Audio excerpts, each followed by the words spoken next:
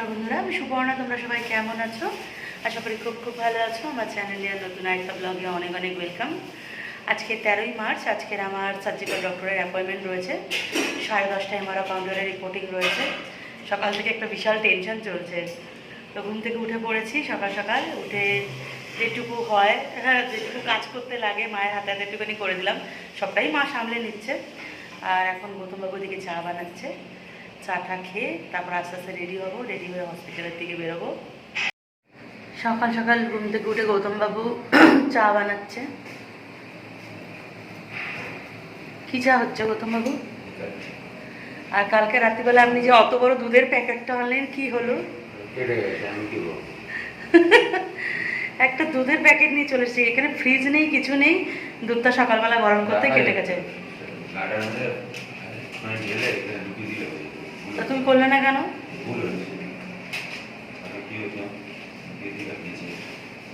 অনেকটাই দুধ নষ্ট হলো। চা খেয়ে আমি আর গৌতম সিএনসির দিকে বেরিয়ে পড়বো। আর ডাক্তার দেখাবার দিনগুলোতে আমি আর ব্রেকফাস্ট করি না, ভীষণ টেনশন চলে। 10টা আর আমার 10:30টায় রয়েছে এমআরও কাউন্টারে রিপোর্টিং, তো বেরিয়ে পড়ছি। তো ডাক্তার দেখি বাড়ি চলে এসেছি, আর কিছু টেস্টও ছিল আজকে। তো সবথেকে দুঃখের বিষয়, স্ক্যান রিপোর্ট যে মানে গত মঙ্গলবার যে স্ক্যান করানো হলো আমাদের 13 তারিখে, তো স্ক্যান রিপোর্ট একদম খারাপ বেরিয়েছে আমার। অনেক প্রবলেম ধরা পড়েছে। কিডনিতে প্রবলেম, লিভারে প্রবলেম, স্প্লিনে ইনফেকশান ছড়িয়ে গেছে।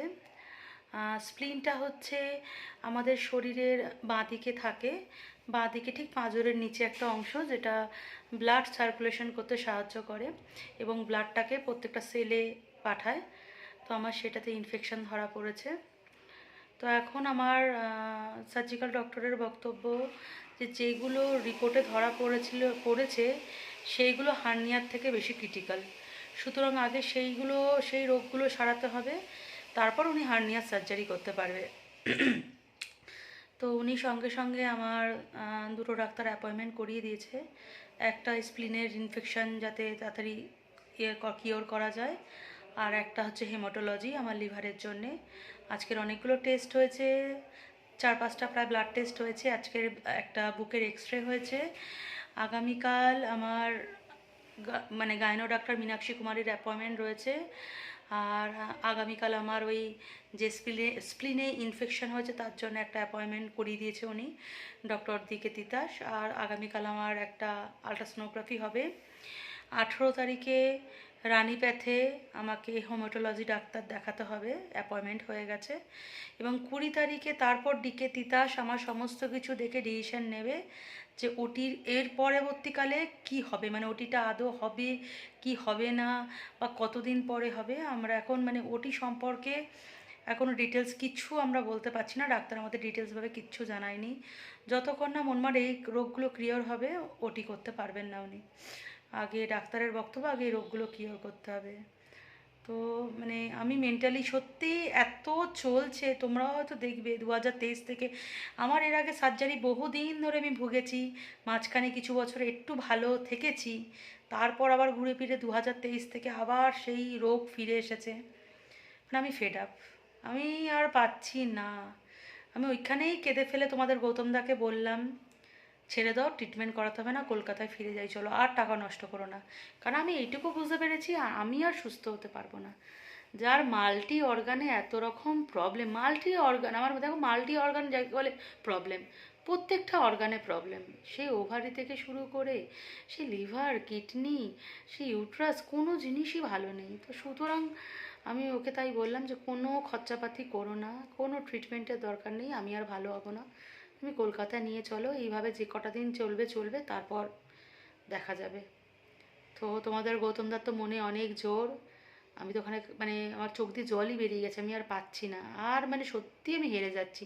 যতবার মনে সাহস নিয়ে আমি লড়ার জন্য এগোচ্ছি, আমি ততটাই পিছিয়ে পড়ছি। ভগবান আমার কপালে কি দুর্গতি রেখেছে আমি জানি না। শুধু একটা মাত্র ভুল অপারেশনের জন্যে, কলকাতার একটা ভুল অপারেশন আজকের আমাকে এই জায়গায় এনে দাঁড় করিয়ে দিয়েছে যে আমি সুস্থ জীবনটুকু কাটাতে পারছি না। তাও তোমাদের গৌতমদার মনে অনেক জোর, ওর অনেক, তাও বলছে সব নাকি ঠিক হবে, সব কিছুই করেছে। আমি টেস্টগুলো করলাম, মনে জোর নিয়ে এসেছে, মেয়েরও মনে অনেক আশা।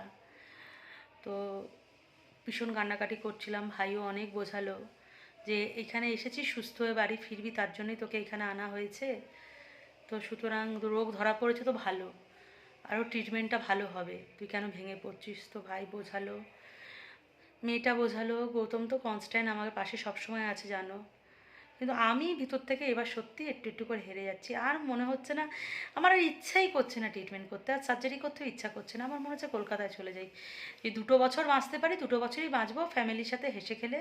আর ভালো আর হাত পায়ে সুচ ফোটাতে ইচ্ছা করছে না, আর ভালো লাগছে না, এক্স রে আলট্রাসোনোগ্রাফি আর ভালো লাগছে না, বিরক্তি লেগে যাচ্ছে। তো মারও আজকের সিলভার গেটে আমরা কথা বলে এসেছি।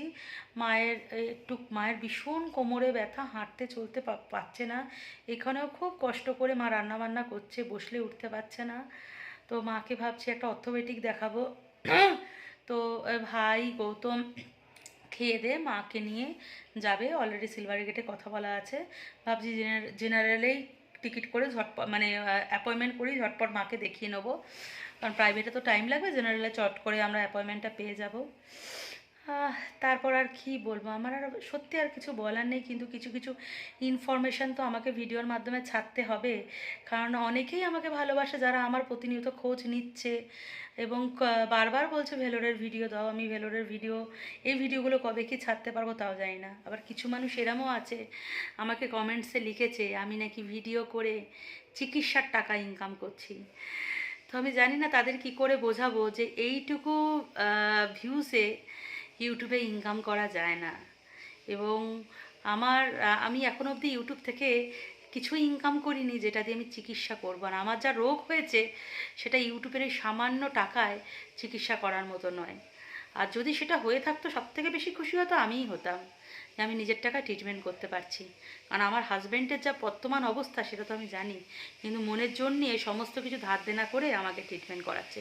যাই হোক, সেইগুলো তাদের মন মানসিকতা, যারা এই ধরনের কথা বলছে সেই বিষয়ে আমি পরে কথা বলবো, এখন একদমই ইচ্ছা নেই। আর ভীষণ শরীরটা খারাপ, সকাল থেকে কিছু না খেয়ে, মানে 1 কাপ চা খেয়ে আমি গেছিলাম, টেনশন নিয়েই গেছিলাম, ডবল টেনশন নিয়ে আমি হসপিটাল থেকে ফিরেছি। তো একদমই কিছু ভালো লাগছে না। আমি সন্ধ্যা একটু শুই, আবার যদি মুড টুড ঠিক হয় সন্ধ্যার পর তোমাদের সামনে আসবো। হসপিটাল দিয়ে ফিরতে অনেকটাই লেট হয়ে গেছিলো, সকাল থেকে কিছু খাওয়া ছিল না, খুব জোর খিদে পেয়ে গেছিলো। মা বানিয়ে রেখেছিল বেগুন সর্ষে, ঢ্যাঁড়স চিংড়ি আর পাঁপড় ভাজা। গৌতমবাবুর সাথে সন্ধ্যার চা নিয়ে আবার চলে এসেছি। তো সকালে তো লিকার চা খাওয়া হয়েছে, সন্ধ্যাবেলায় দুধ চা বানিয়েছে গৌতম, আর গেছিলো একটু লং বাজারের দিকেও, এখান থেকে নিয়ে এসেছে মুরুক্কু। যেহেতু মা মুরুক্কু খেতে ভীষণ ভালোবাসে, তো 1 প্যাকেট মুরুক্কু কিনে নিয়ে এসেছে গৌতম, সবাই মিলে খাবো। তার সাথে উৎসার ফেভারিট কলার চিপস। আর এদিকে উৎসাহ তো ড্রয়িং করতেই ব্যস্ত, সময় পেলেই খাতা আর কালার নিয়ে বসে পড়ছে। ও এটাতেই খুশি, এটা নিয়েই থাক।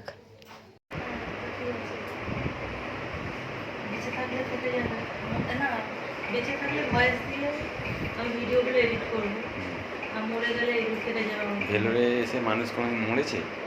ভেলোরে আসলে মানুষের এত রোগ বেরিয়েছে, হ্যাঁ, তার মানে নির্মূল করার জন্যই নিয়ে আসে, এত রোগ বেরোচ্ছে আর কি বলবো, নির্মূল করার জন্যই নিয়ে আসে। এ কি করছে? হ্যাঁ আচ্ছা, এ কি করছে? আচ্ছা, ড্রয়িং করছে। আমার বাবাই ব্লগ করে নিচ্ছে, ভালো করছে। আমার চ্যানেলটা চালানো, আমার খেয়ে দে কাজ নেই, কাজ করতে করতে আস্তে আস্তে তোমাদের গৌতমদাও ভিডিও করতে শিখে যাচ্ছে, ভিডিওগুলো গৌতমদাই করেছে। তো কফি আলু ভাজা হচ্ছে রাতের খাবারের জন্যে।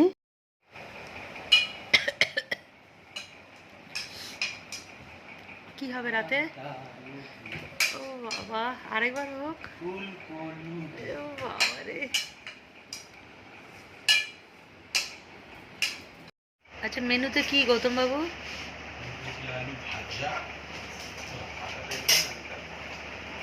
আর ডিম ফ্রাই, আর সাথে